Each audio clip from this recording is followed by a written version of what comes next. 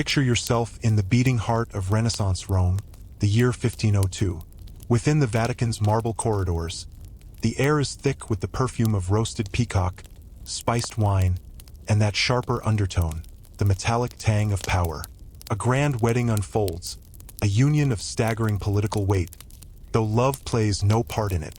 Instead of soft words and tender vows, the atmosphere hums with ambition and suspicion. The bride, Lucrezia Borgia, the radiant 22-year-old daughter of the notorious Pope Alexander VI, stands amid the glitter of silk and gold. The draperies shimmer, the banquet tables groan beneath excess, yet every guest present knows the truth. This marriage is not built on affection, but necessity. Before the night's end, her bed will become a stage, her body a tool of politics, her intimacy a transaction written in flesh. What begins as a ceremony of union will transform into a spectacle of power, the crucible through which she forges her own. A story so haunting, so indelible, that it refuses to fade from history's memory. At her side stands Alfonso d'Este, heir to the proud duchy of Ferrara. His armor gleams beneath candlelight, yet his complexion is pale. He knows the enormity of the pact he enters. He is not simply marrying a woman. He is binding himself to the Borgia name, a name drenched in whispers of poison, incest, and the chilling rumor of a pope who treats his children as pawns on his own chessboard. Lucrezia, though young, is no stranger to such games.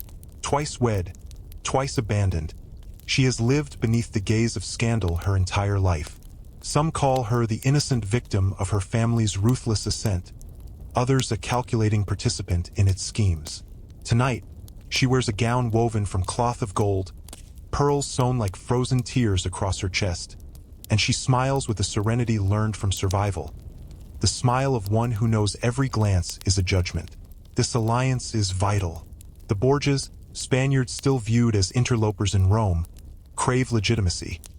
The ancient house of Este seeks wealth and papal favor. Yet hidden beneath the lavish feast and polished pleasantries lies a demand born of fear and precedent. The marriage must be proven in the flesh before witnesses. Not merely the displaying of stained linens, but something far stranger, more grotesque. Chosen courtiers will witness the consummation itself. The Este family insists on this, claiming it is the only way to bind the alliance beyond dispute. The Borgias agree, their paranoia demanding certainty. Lucrezia's first husband, Giovanni Sforza, had been accused of impotence, a political ploy that shattered his dignity and ended with a coerced confession signed under threat of death. Her second, Alfonso of Aragon, a man she had reportedly loved, met his end in blood upon the Vatican steps.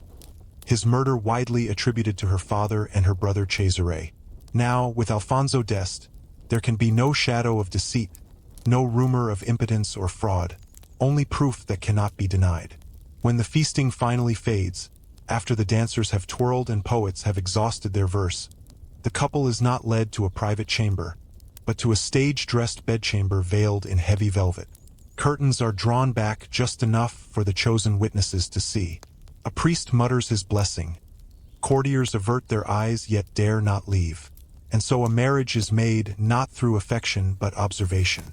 Imagine the room, thick with the scent of roses attempting to smother the musk of sweat and wax. Silken sheets rustle as attendants arrange the bed with the same ritual care reserved for an altar.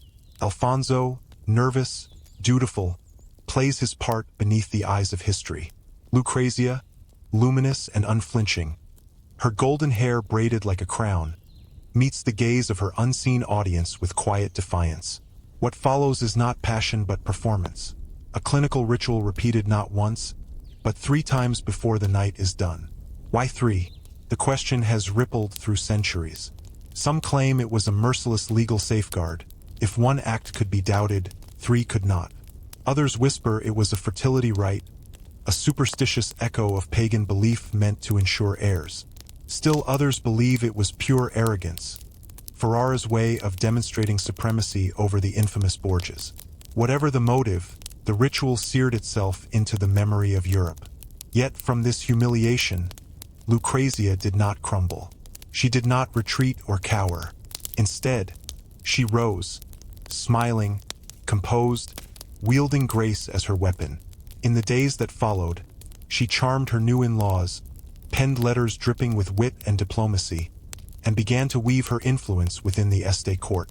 She redirected the gaze of Ferrara from gossip to admiration. The very stage designed to diminish her became the foundation of her authority. In that chamber, stripped of privacy, she discovered a truth that would shape her rule.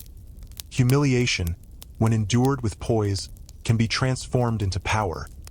Weakness, when mastered, becomes a blade. As she journeyed to her new home in Ferrara, tales of her wedding night had already swept across Italy, whispered through palaces and taverns alike. In Rome, under Pope Alexander VI, nothing remained secret. Every gesture, every sigh was fodder for politics.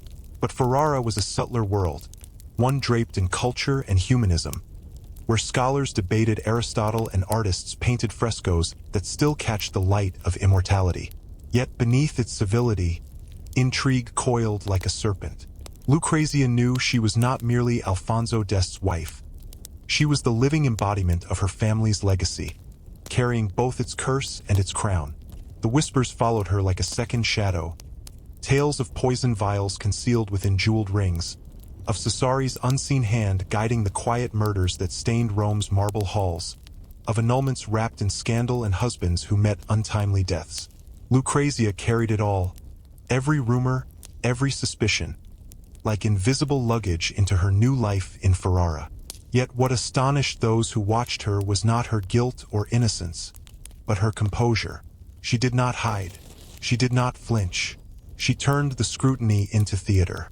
Among courtiers and nobles, she moved like a vision of grace, her wit sharp as Venetian glass, her laughter measured, deliberate, disarming.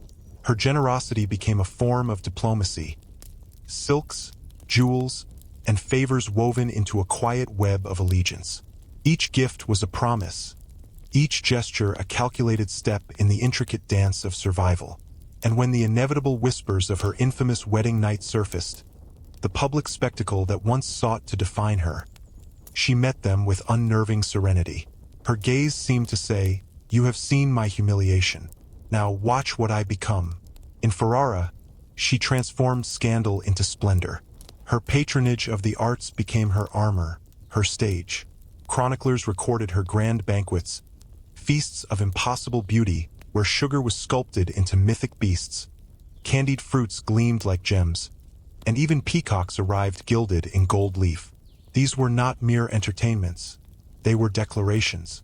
Every dish, every shimmer of candlelight, reaffirmed her control over the story others had written for her.